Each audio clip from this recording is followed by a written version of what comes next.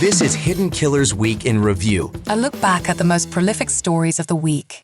Welcome to the podcast. If you'd like to listen to an ad-free version of this episode and all of our episodes, then search True Crime Today Premium Plus on Apple Podcasts and press subscribe. That's our premium channel where all of our ad-free and advanced episodes live, all in one place. True Crime Today Premium Plus. Search it on Apple Podcasts and press subscribe. Even try it for 3 days free. The blood washed away, but the guilt never does. Welcome to Hidden Killers with Tony Brueski, featuring psychotherapist and author Siobhan Scott.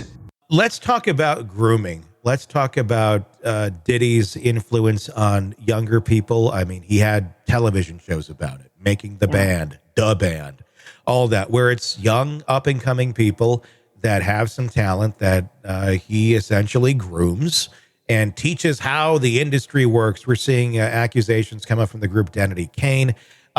We are also suspecting allegations from others that have not necessarily come forward yet, but there's been some very suspicious reporting that's been done. The Post put out a piece a couple weeks ago talking about the individual who is supposedly the A-list celebrity in this video. That is not going to be good for this celebrity, talking about how ashamed they are, how they just want nothing to do with this person. They want to move on from that time in their life. They feel like they were a victim as well. It goes on and on. It does not name the person. But then you turn the page and you read a story about a man named Justin Bieber, who also was a child at the time when Diddy started hanging out with him. The Post also points out that it's questionable, it was in the video, if the person was of age at the time, which starts to make people wonder about this. And again, Justin Bieber's accused Diddy of nothing. He doesn't want much to do with him. He's just trying to live his own world. So we're not saying that it's him in the video, but there are some very interesting correlations because he's saying a lot of the same things. According to his friends, wants to be away, feels like he's being victimized again by these accusations coming out. There's a lot there. It sounds like the same story. I'm not saying it is. I don't know. But him, insert anybody here who could be young and have been victimized by Diddy, groomed from a very young age to think this is how the lifestyle is. This is how it works. You're a superstar now. You can take advantage of it. All these women are for you. All these cars, this money, this wealth. And if you don't know any better, from 14 on up, you're being taught this is how it works. And if he's in these videos, I guess it's going to depend what's going on in these videos. But I believe, this person is probably just as much a victim of Diddy as well, if especially they were that young. But what if they were in these videos doing illegal things, violating other people that they should not have been, but this is all they knew? I mean, one could argue if they were of age, you're an adult, you know better, but that's not really what we're talking about here. We're talking about someone who is brought up in this weird bubble of Diddy. Yeah. How would you know better? I mean, when we talk about that, when we talk about who may come forward like this, whether it's Bieber, again, we don't know anything if there is, but it's somebody of that nature, of a high stature, was young.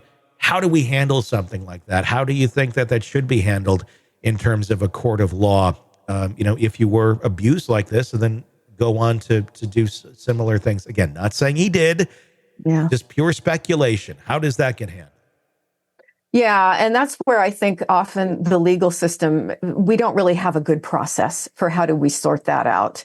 And it's really up to the district attorneys, what they choose to do with it. And, at this point, who knows? Because we don't have enough evidence to really call it. So we don't really know what's out there. It's horrifying. And, the thing that it speaks to me of is this other construct called the dark triad.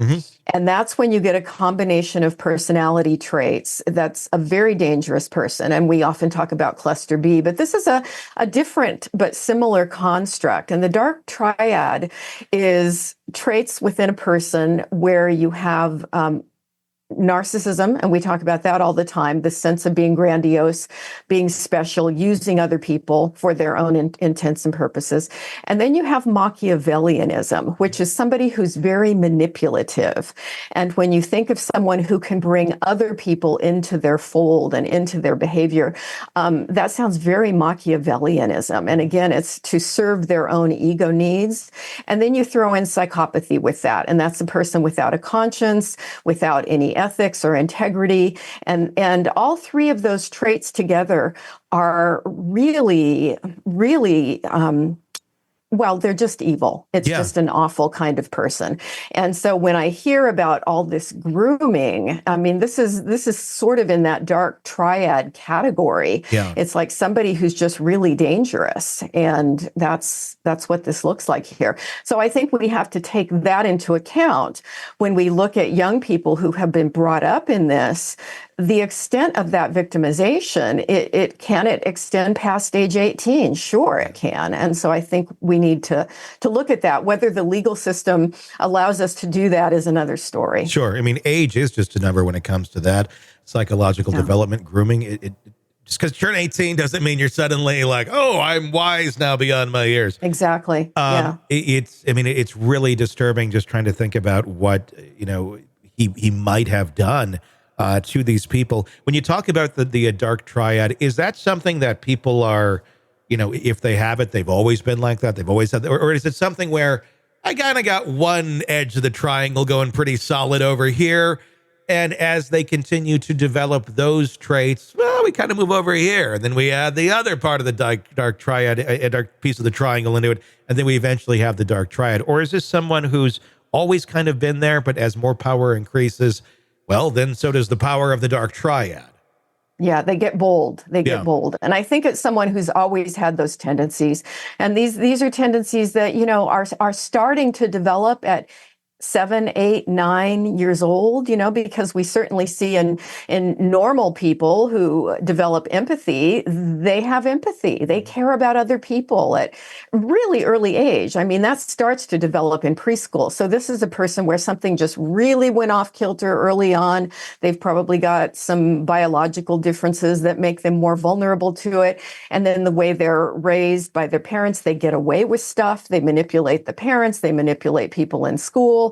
And they just get really good at it. And then, yes, as they succeed in society and they gain more wealth and power, they really get bold and it can take off. And it really sounds like what we're dealing with here. Somebody that has this much power and is this innately off. I mean, it's really sickening. It is. And it seems that it just keeps getting deeper and darker by the day.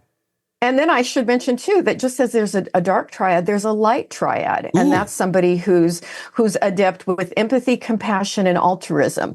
And, the person that pops into my head that we see so much about in the media now because he's, 100 years old is Jimmy Carter. Sure. And, somebody that is just always known for caring about people, being compassionate, and then taking his fame out into the world to try to do good.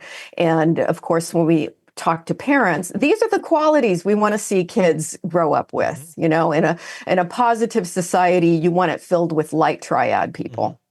Are the light triad people easy prey for the dark triad people? It certainly could work that way, yes, because if you're a person who has a lot of empathy, you expect the rest of the world to treat you the way you treat them. Mm-hmm. And often that's not the case. And so I think, in going back to raising kids, we do want to teach them that this is the way we want to behave, but not everybody is like this, and you do have to be careful. Welcome to the podcast. If you'd like to listen to an ad-free version of this episode and all of our episodes, then search True Crime Today Premium Plus on Apple Podcasts and press subscribe. That's our premium channel where all of our ad-free and advanced episodes live, all in one place. True Crime Today Premium Plus. Search it on Apple Podcasts and press subscribe. Even try it for 3 days free. You're in the thick of a true crime saga, every detail sinking in. And then, wham, a commercial about something you couldn't care less about. It's It's like being served a microwaved dinner at a 5-star restaurant. But it doesn't have to be this way. Go for True Crime Today Premium Plus on Apple Podcasts.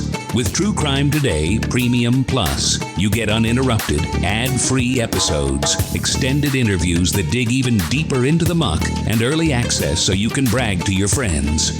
It's like ordering the secret menu at a crime buffet. So, search for True Crime Today Premium Plus on Apple Podcasts, subscribe, and savor every twisted detail without interruption.